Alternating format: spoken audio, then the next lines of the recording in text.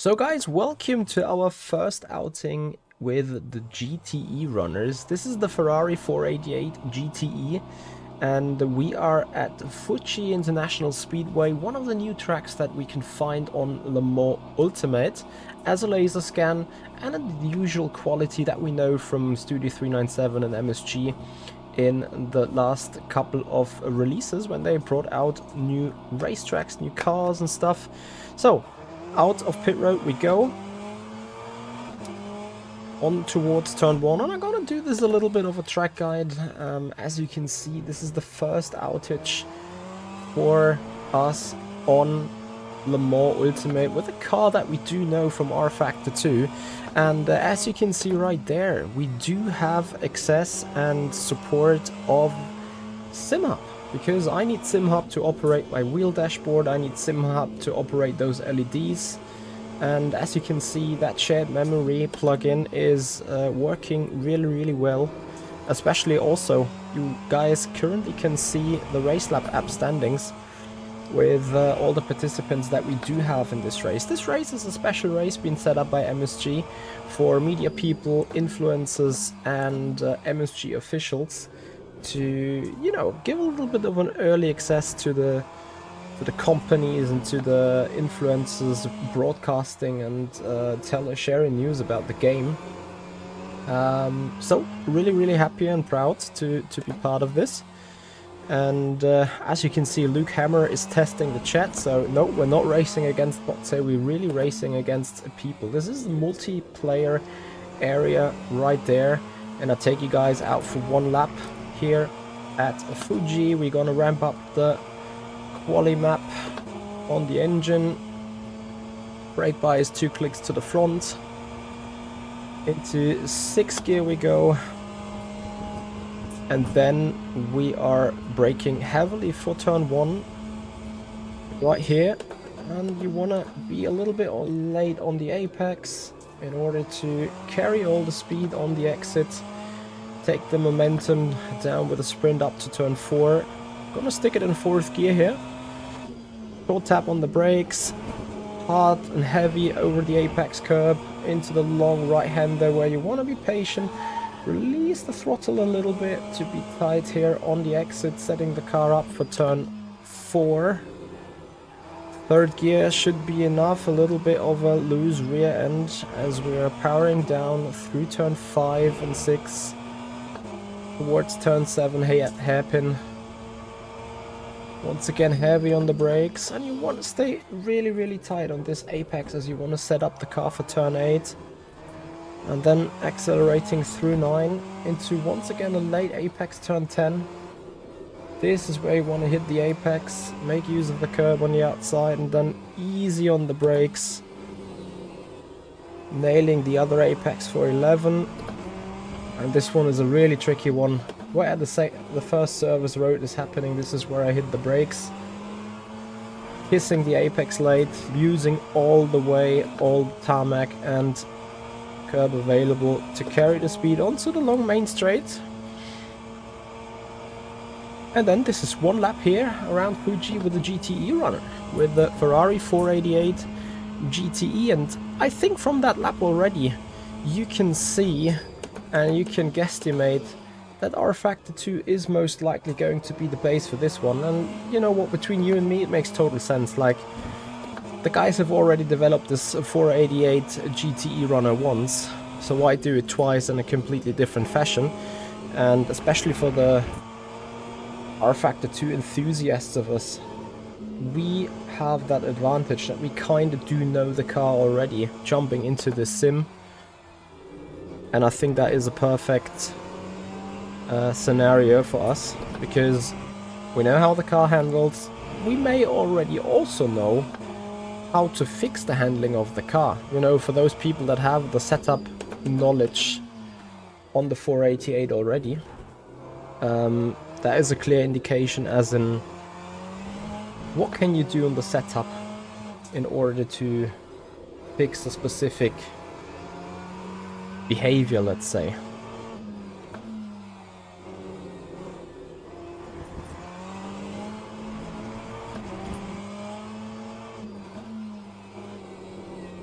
So, because this is a fixed setup, I have left the pits with way too much fuel. So, kinda need to hope that I'm not going to be thrown off the pole position here. Anyway, we're coming back to pit road after this qualifying run.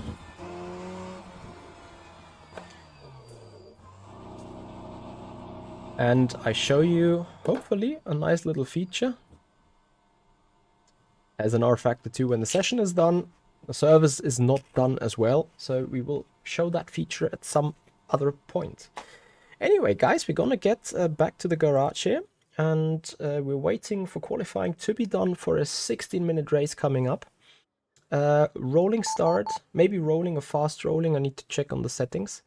And yeah, then we're gonna do a 16-minute race here on Le Mans Ultimate, guys.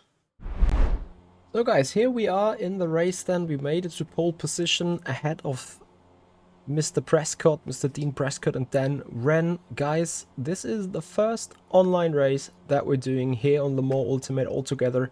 Let's see how it goes. A 16 minutes fast rolling start. Remember, this is early access, not only for me, but also for you guys. There might be glitches, there might be issues, there might be bugs that will need to be addressed in the future. For now, everything runs super smooth, and we just hope it stays like this. While we're sitting here, I would like you guys to note in the top, and no, in the bottom right corner where the ref meter is, you see 4 digits. There we go. We now got a go for getting ready here. These are the tire temperatures. We are now in formation lap. And green flag, off we go. Bit bad on the start, of course, because I was changing scenes, so that's fine.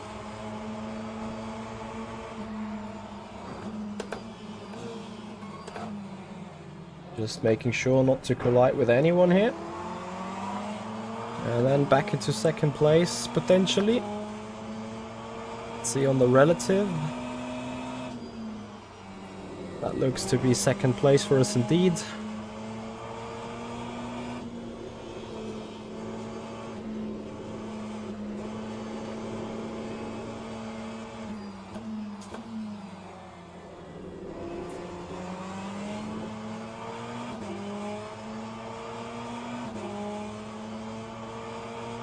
Into the draft we go.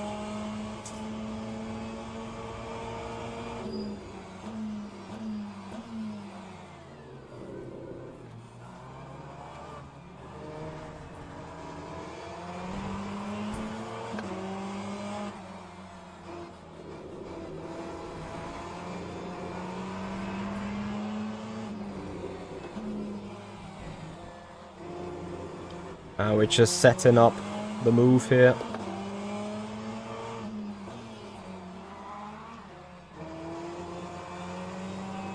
Exiting the corner right onto the draft. Maximum power. And he already goes defensive.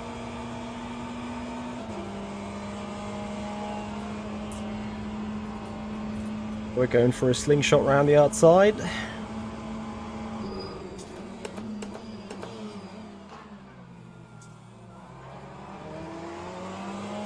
Very nice defense.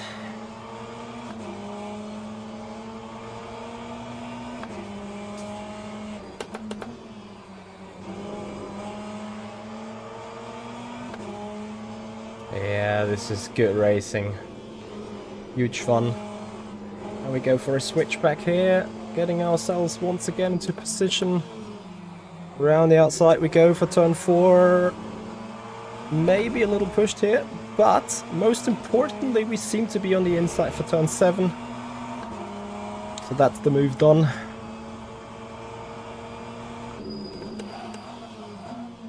With a little bit of a lockup and a torpedo on my rear mirror. Holy moly. Dean Prescott, what a send. So, let's run a little bit.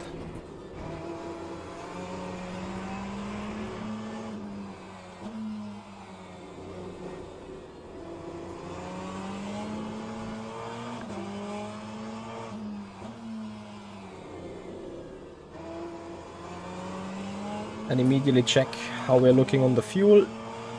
So we are in qualifying, max fuel usage is 2.2. We can run another 28.4 minutes. I'll happily show that over here. In the bottom left corner, you see our tank indicator. 27.1 minutes to go. In the race, just 12 minutes 30. So everything perfect. Actually, we overfueled a little bit, but that's fine. Means we can use the quali mix and burn some extra fuel here.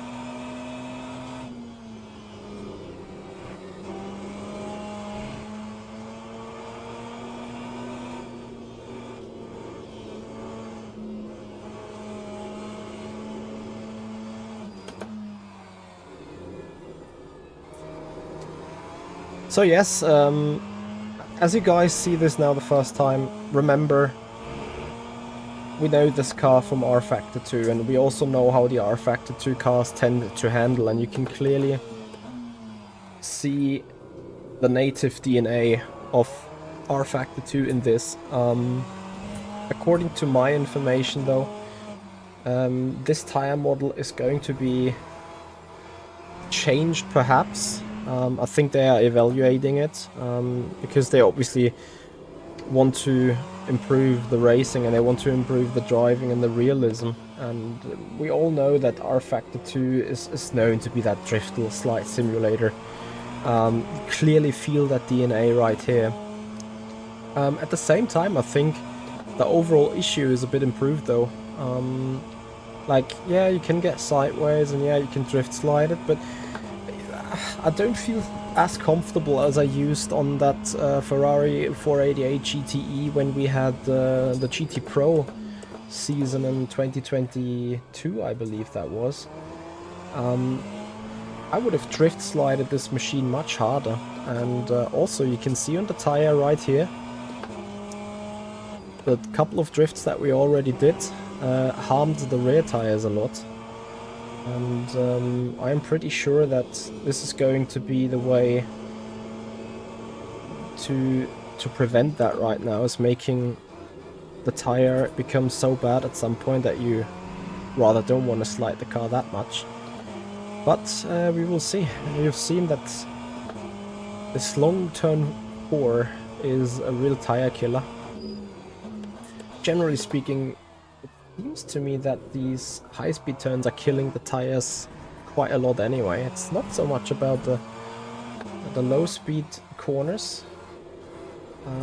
I mean, yeah, they are heating up the surface and stuff, but it's not like that you're really suffering from a high degradation in that low-speed turns, which kind of makes sense, as the real heavy load on the tires is probably in the high speed turns anyway. So yeah, back to the view that we all know and that you guys all love. Giving you a little bit more of an atmosphere here around the Fuji Speedway.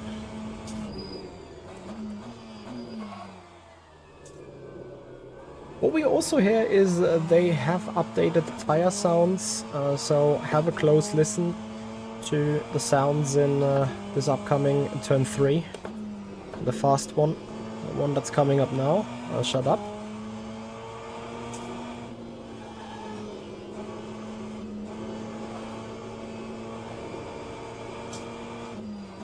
Yeah, you hear a tire squeal when I really push the front tires to go around the corner and they really scrub the surface. But there is a lot more dull kinda... I don't even know how to describe that sound. This one right there.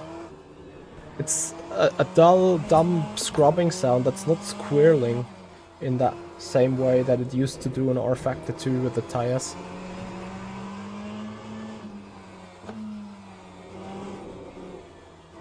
And I have to admit, to a certain extent, I think that's more realistic, because if I think about it, whenever I took a motorway exit too fast with my private and own car, as much as people may have heard the tires squealing from the outside, yourself inside the car, I think you more feel the vibration and this rumbling noise within the car rather than the actual tire squeal, if I'm not mistaken. And on that note, no, I'm not I'm not racing my private car on the public roads, but you know, we've all been there, slightly underestimating a corner or whatnot. And I think from that experience, track limits. From that experience, the tire sound kind of makes sense to a certain extent. Once again, sadly, I'm missing the real-life racing experience in order to like really determine how would these tire sounds apply to the real life. I'm sadly a bit unknown about that one.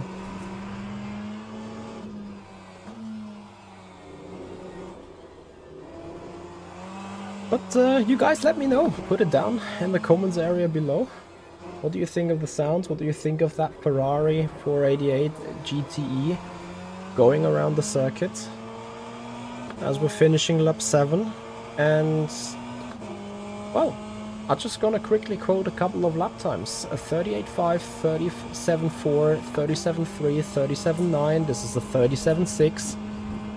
So we do see improvements in consistency of the tire. Yes, it might still have a peak in the beginning stages of the race or in the beginning stages of the stint. Effectively, I think we're still able to do kind of the same lap times, the same speeds, the same performance over a couple of laps into the stint. Yes, of course, the rubber is building up a little bit on the track, but still. We all know that our Factor 2 tire would have started to drop down already a couple of tenths. And I think here we clearly see that this is not the case.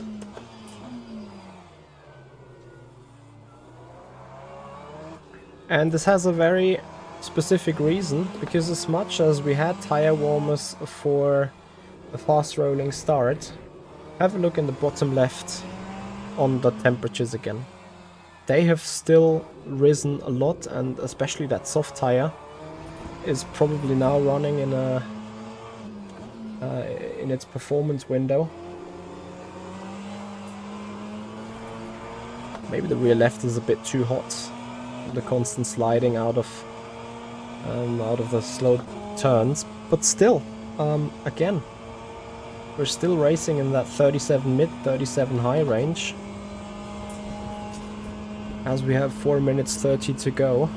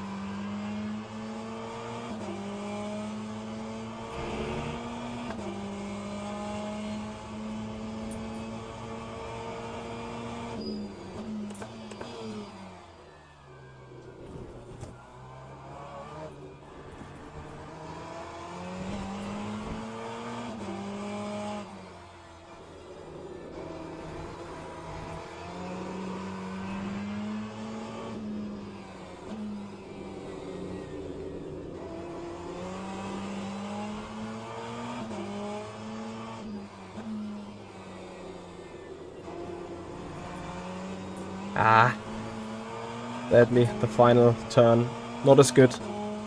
You see on the top right delta, right? We are just about hitting that 37.3 again. 37.394.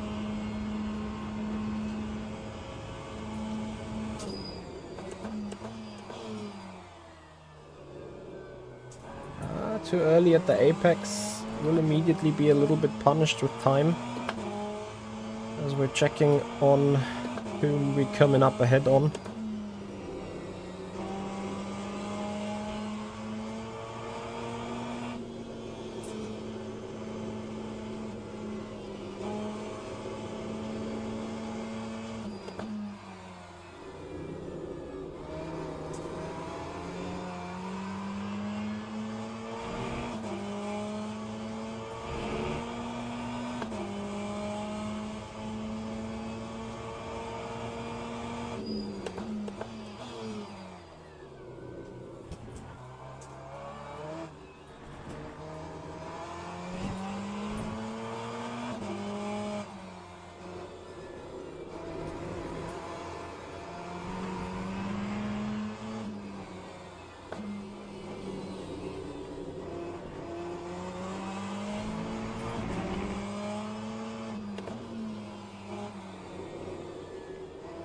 Once again, a bit too early at the apex, but it's fine.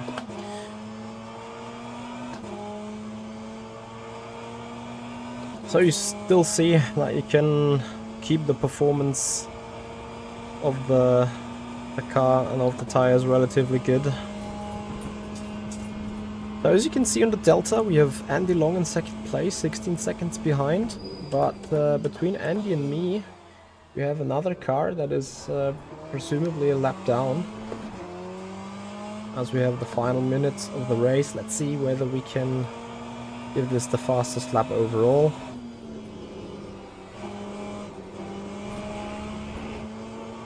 Beautifully within track limits. Again, being patient, trying to keep the car tight here. We want to get that white here on the exit as the rubbered line stays a little to the inside there. But we get a better exit as on our fastest lap. And heavy on the brakes. Almost too quick into the hairpin. Gaining time in the braking zone, almost losing it onto the apex. And a late apex here. Will that traffic get into our way?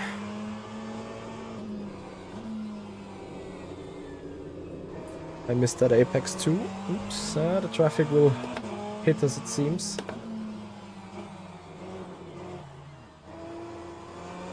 Yeah, I'm sorry, I squeezed him off, and with that I squeezed my own lap time off.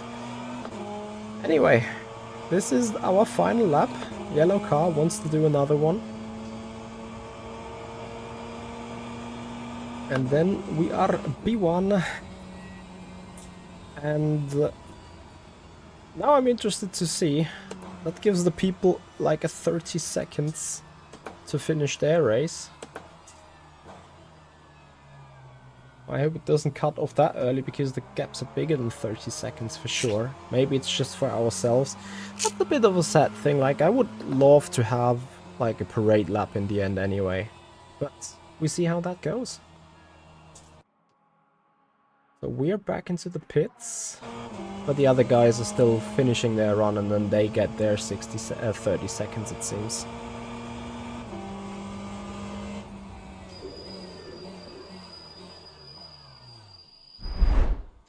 Also, with the watch button, we can watch the drivers drive, right? Just to have that showed off real quick. Anyway, that is the first race done. We're gonna see how this pans out on the race control system, because of course Le Mans Ultimate got its own competition system as well. And we will see some interesting links on that one. With what we already know from R Factor 2. Anyway, is everyone finished? I think James is still going, coming around the final turn.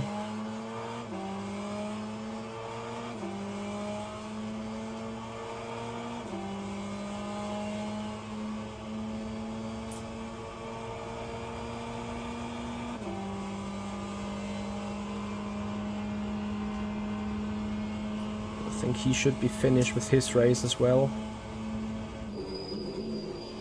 As we see the gap right here. Remember, that was the car that just went over the line before we finished the race. Then we have the 2 DNFs here. Sadly. Well, and I think that was a good fun race, a good way to show how the game works already. So everyone is in. That means the event is done. Let's look to our result file, hopefully.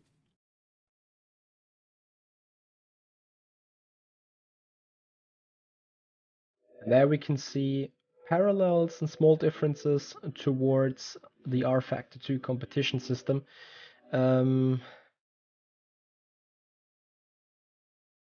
Wait, what?